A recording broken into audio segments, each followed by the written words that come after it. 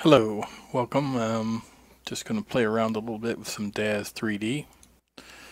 Got a basic model loaded. Put some clothing on for modesty so I don't get some type of strike here on YouTube. And the model we're doing today is a figure whose name is Astrid, I believe. We'll do a little tour around the figure, just to give you an idea of what they look like. Here's the model. And let's go ahead and rotate around. Other than the clothing for modesty, the model is in the default starting pose provided by Daz. There's a little bit of clip through on these closing objects, but that's fine because there's no naughty bits showing.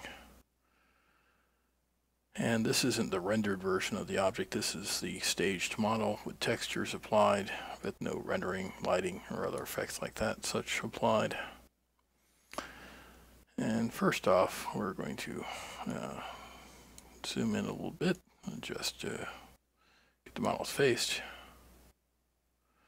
Unseen, go back to our smart content materials.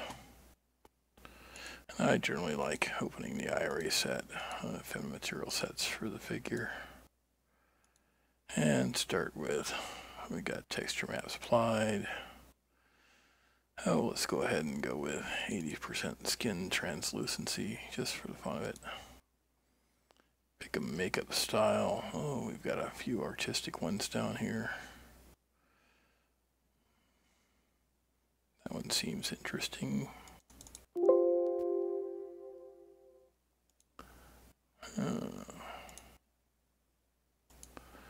Seems to be getting an objection to that. Did we get into the right figure? Yes, this is Astrid.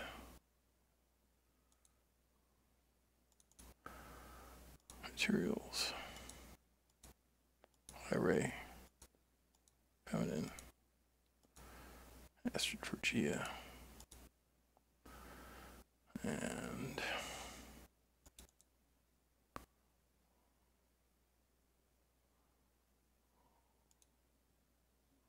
selected, so that should have applied. Let's pick a lipstick color as well. I like this standard pinkish color. Let's go into the eyes. Oh, let's try these. A little more bluish green eyes. Eyelashes, eyebrows. And we can go to a auburn colored eyebrow.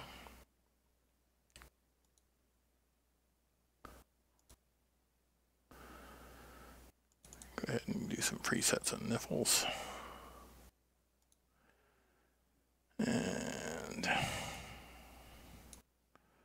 let's go ahead and start dressing our character up with some clothing. Still selected on the character, smart content pad, wardrobe. And let's go with this full outfit.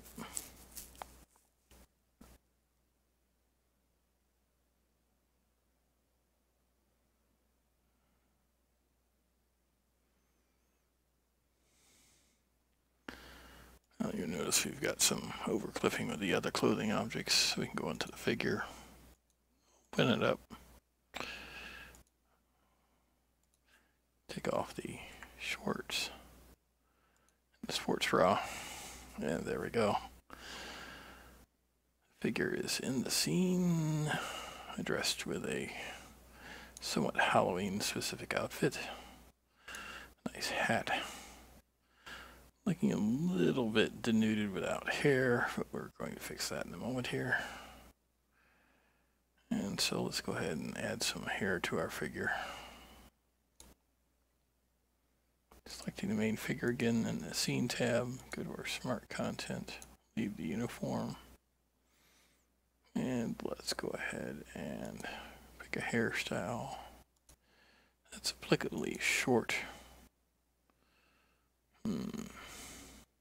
Not seeing one short enough to go with that, except for maybe the classic side part here. But we do have that filtered for Genesis 8 figures. We go to non-Genesis 8 figure, we'll have some more options. I have a lot more hairstyles. Buzzed hair. I do like the buzzed hair look. It's for a Genesis 3 figure. Once again, our main character is selected. We'll pull into this. And we'll set it up for a Genesis 3 female.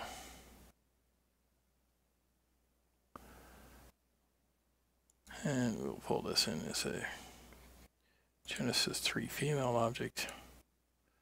As a short hairstyle. Except that it's going to do the calculations to try to decide what's the appropriate look for this character with the hair. And if we've done this correctly, it'll take a little bit while to actually get it fitted onto the character. Sometimes it has to think about it.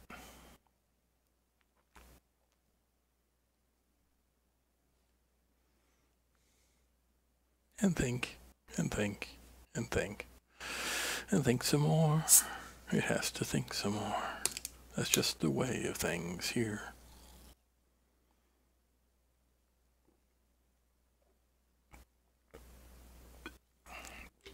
I will drink while it thinks.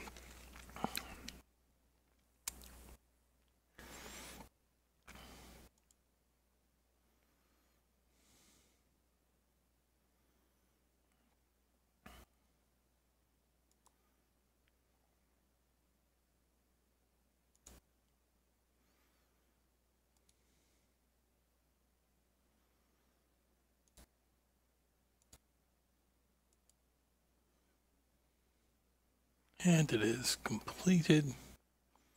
It's building a projection map. And the hair should be loaded. And you can see it right now just as a fine stubble of white hair. Go into the scene figure, open up the figure, go to the new buzz cut hair we have, make sure that's selected. And we will go back to the Smart Content pane, go to Materials, Array, Hair, Hair Colors, and let's just look for a nice auburn or reddish brown color.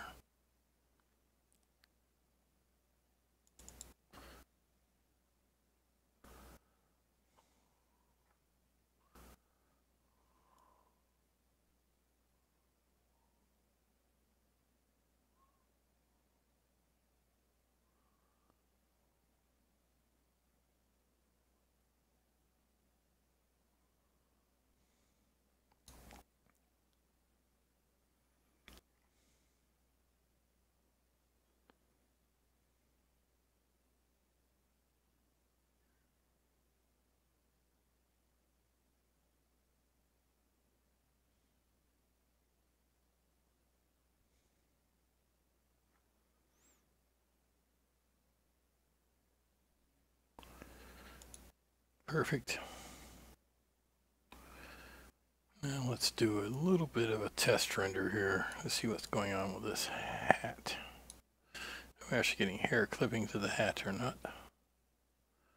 So give me my test render spot. Let's render this little patch here.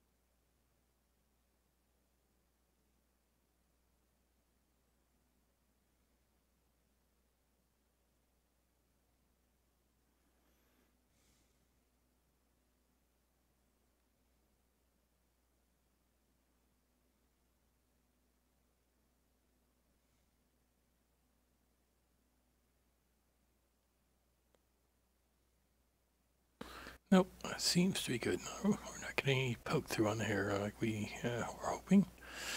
So that's good. Let's go ahead and put this back to the little selection cursor. Click on the scene, move it a little bit.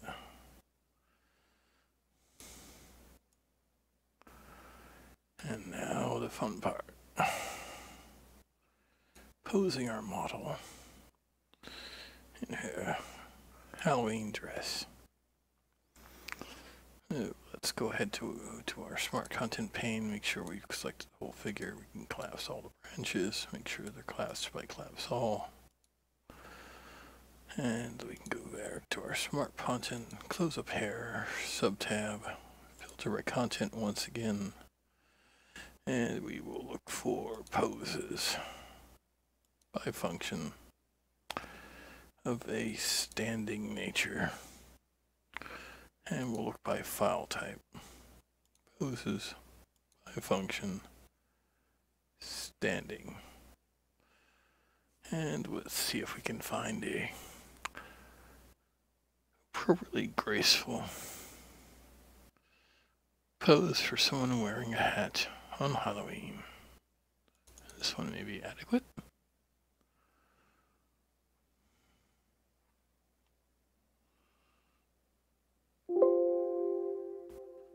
Let's turn limits off. See what we get. And yes, we have a bit of a witch. Let's set up that frame on the shot. Okay.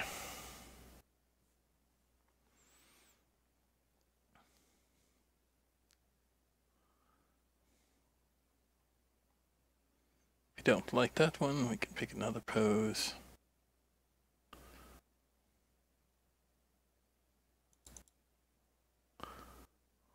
Such as this.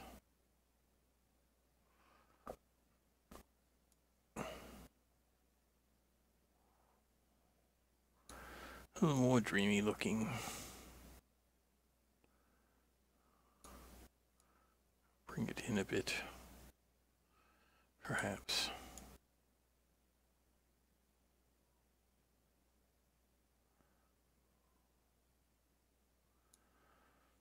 Turn off our shot. And let's say we deselect our character and pick an appropriate background for the character out of environments. And this is a person who belongs into some type of exterior architecture, perhaps. Let's go back to products. Environments, architecture, exterior.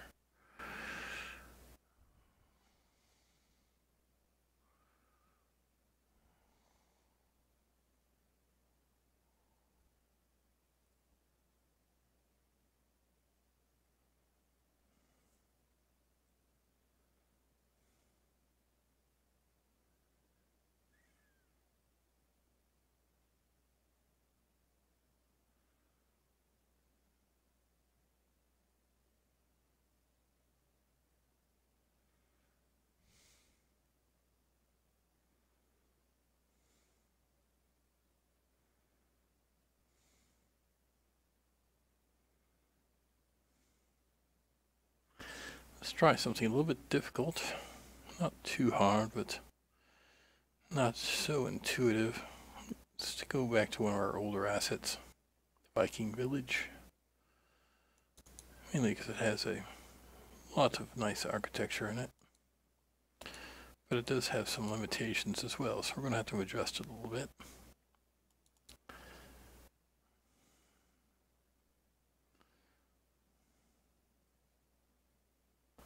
First limitation is it doesn't zero nicely, so we're going to have to adjust the position of the village by grabbing it all, creating a new group that contains all the village elements.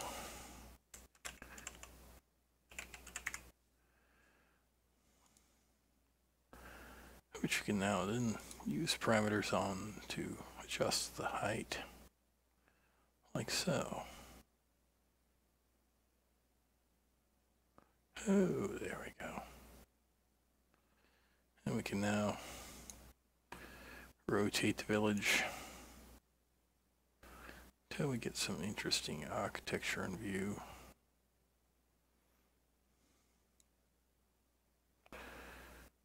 Translate the village forward and back. Now let's translate it back up a little bit.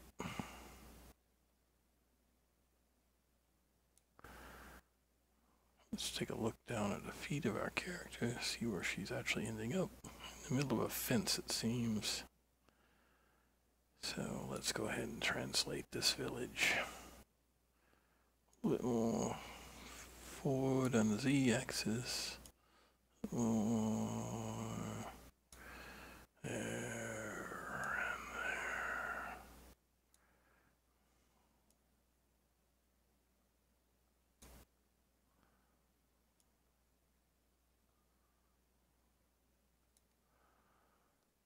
And we can move our camera a little bit around. And there's an interesting bit of architecture there. And our figure is only slightly floating in the sky at this point. So I'm going to raise the village up to the bottom of her dress. Like so. Reposition the camera. Compose the shot how you want.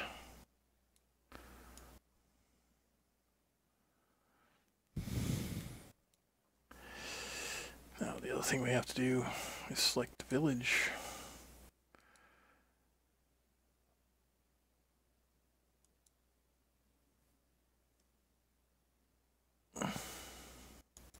Select all the objects. Actual objects.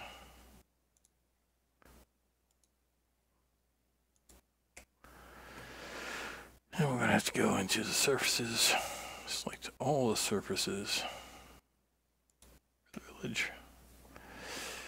Go over to our content library. Go up to our shaders.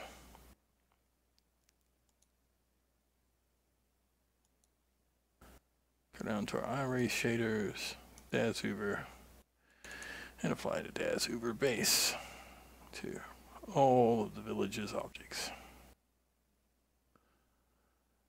There we go. They are now iRay objects and will render better in iRay.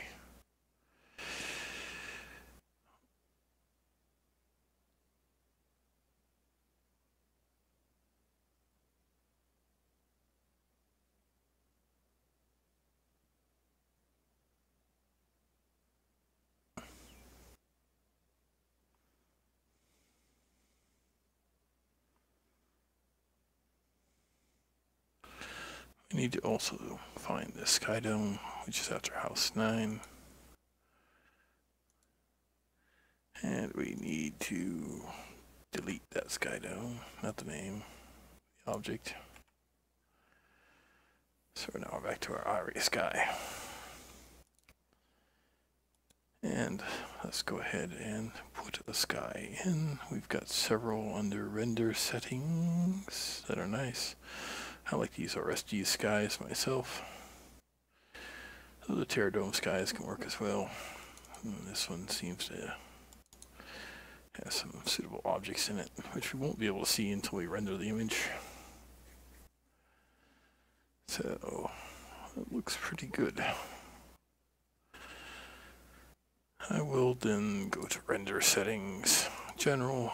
We already have a fairly large size here, but for rendering purposes on our first pass, we want to keep it at our golden ratio for portrait, but we want to make it a fairly small render to start, just to see how the object's going to come together. So we're not driving our video card crazy with video capture and rendering large sized images all at the same time.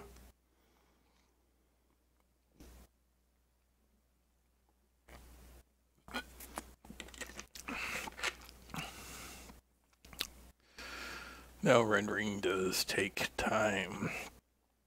Smaller images render much quicker. Larger images up to 4K or even much larger take a lot of time, a lot of memory, and a lot of processing power, and will drive your system nuts.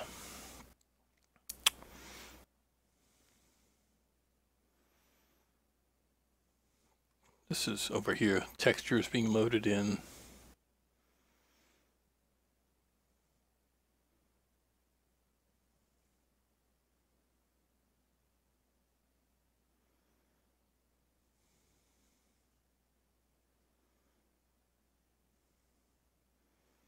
We've only got ambient light sources at this juncture. It should be enough to give us an idea where we need to go next in terms of lighting. So we have a moon, we have a sky, we have a village, and we have a fairly darkly lit figure.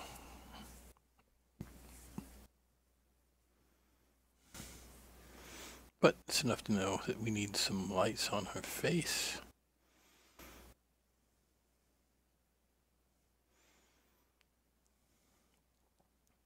Otherwise, we may want to adjust the angle on this a little bit more. Let's go ahead and, at this point, implement a camera in the scene. After we pull this in tighter like we originally had, pull this up.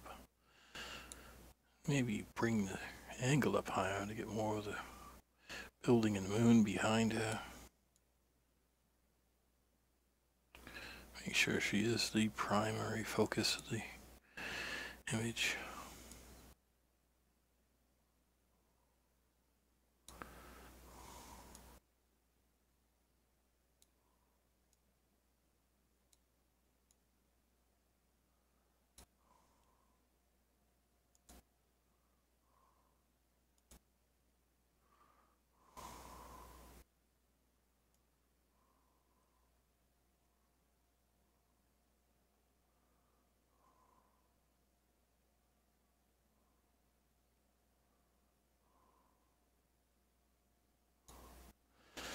And here's where we're going to take our figure, use power pose, which gives us the ability to do a little more fine-grained adjustment.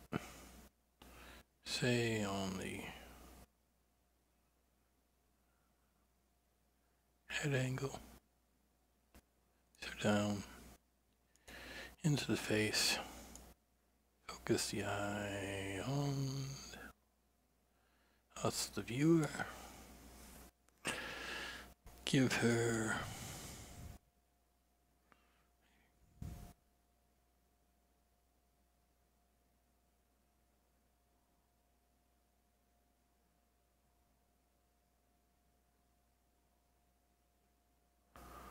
a more open mouth.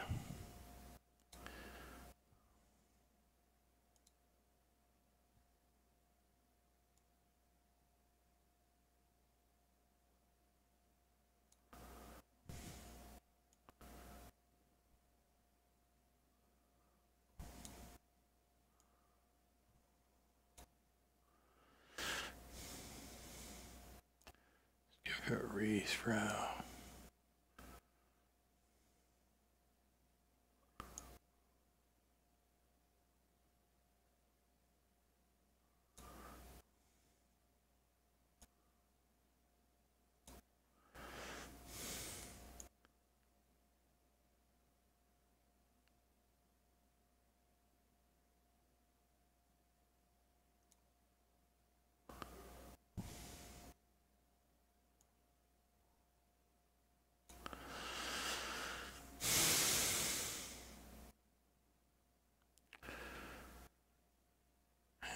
And because we know the face is dark, next step, go to scene, collapse all, implement our camera.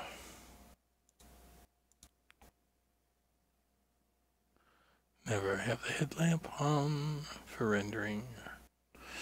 And we're going to add a little bit of time because we're going to go to our content library. Close our shader presets. We're going to go to light presets, and I like Daz Studio. Got cameras. We don't have a need for a camera right now because we have a camera.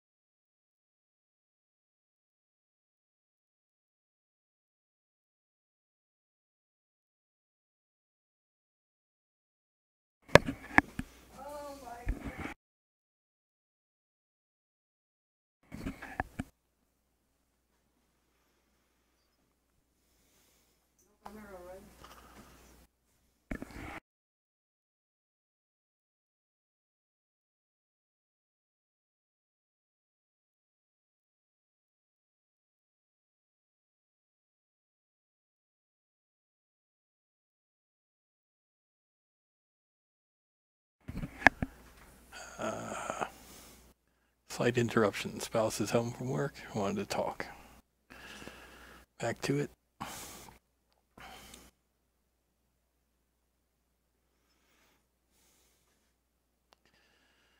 Let's see. Ultragenesis lights, cameras, environments, mesh lights. So we're going to light up her face a bit, and I'm going to add a fill light. Fill lights will come into the 0 point of the scene, and then they have to be adjusted. So you go to scene, select your fill light, go to your parameters, general, point it at an object, usually the person you want to light up. And let's go ahead and work our way through the hierarchy of the figure, which means if I want to light her head up, which is where she's darkest, I'm going to have to select her head. Except now it's going to point at her face. Well, that doesn't do any good. Unless we now take this light and move it. We can use our movement handles. We can go back to our perspective instead of camera view. This will keep our camera view as we move away from the figure. Our camera is set there. Now we can decide at what angle we want to bring this light in on our figure. So first off, let's just grab this movement axis and pull the light out this way. Grab this coordinate, maybe pull the light over this way. And let's play around with the light's surfaces, which includes the emitter, which is what provides the light into the scene. We can now adjust a color, make it, say, a little bit warmer, or a little bit cooler. And we can do a test render from the camera perspective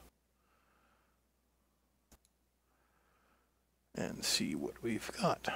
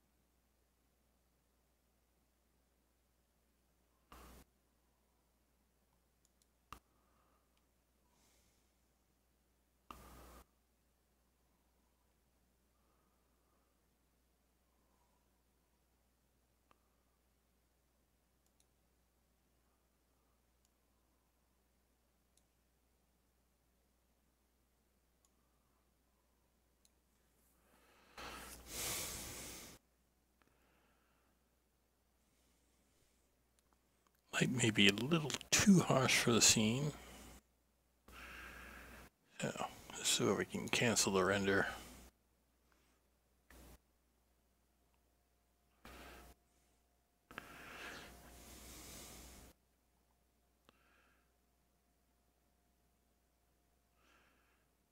And then go ahead and do a slight luminance reductions in watts. 4,000 watts would be too much. Let's go to 2,000 watts.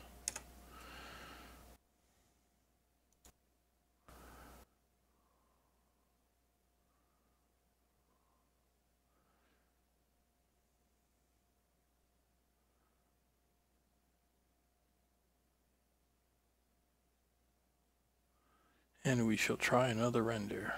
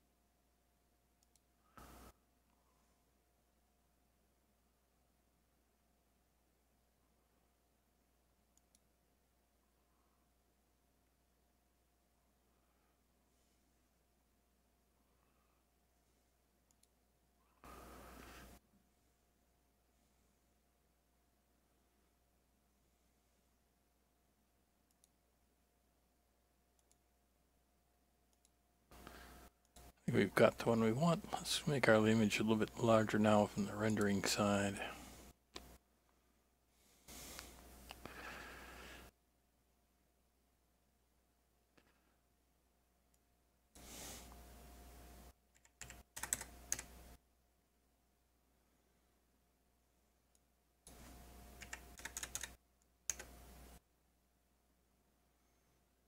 And see what we can get here.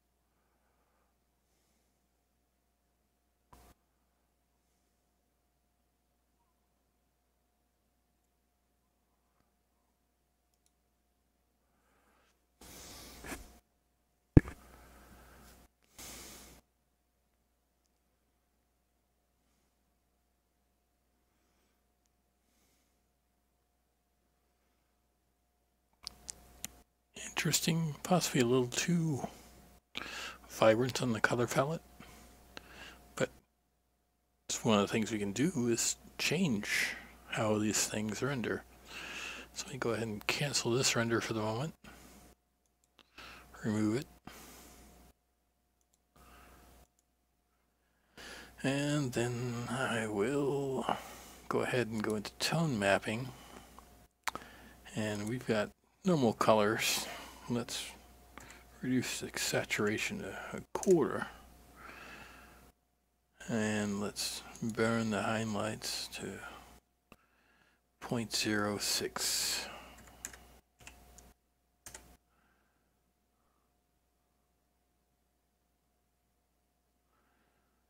And let's reduce the gamma to 2.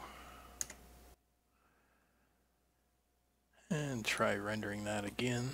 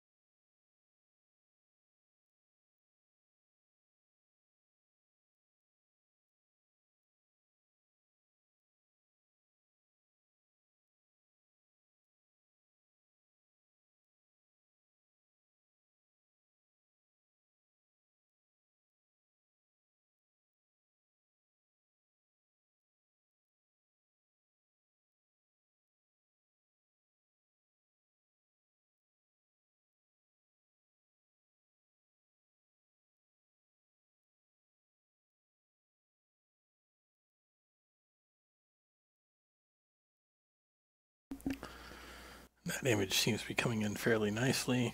It's a bit toned down on the color palette. Sort of an authentically spooky image now. I'll let it render a few more frames.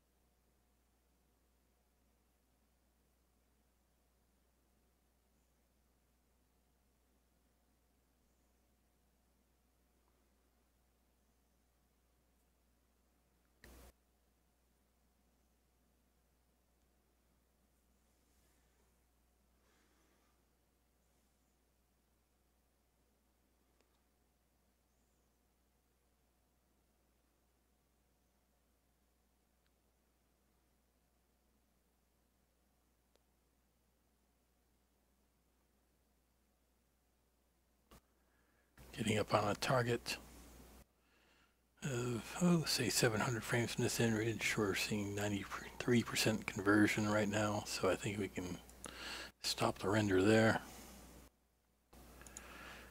Go ahead and call this Astrid, which save the image. Go and save the source file.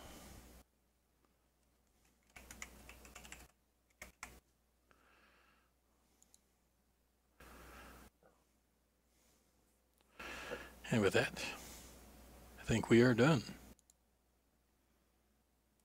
Hope it was informative and interesting.